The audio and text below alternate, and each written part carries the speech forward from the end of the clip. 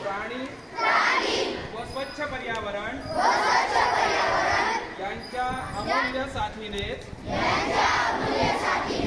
अखिल मानव जातीचे अस्तित्व आहे। त्यांचे संवर्धन करण्यावरच माझे उज्ज्वल भवितव्य निर्भर आहे याची मला जाणीव आहे।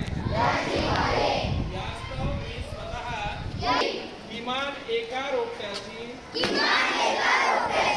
लागवड करेन व ते जगवेन।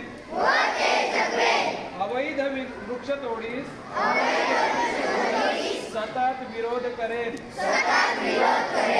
यासाठी मी इतरांनाही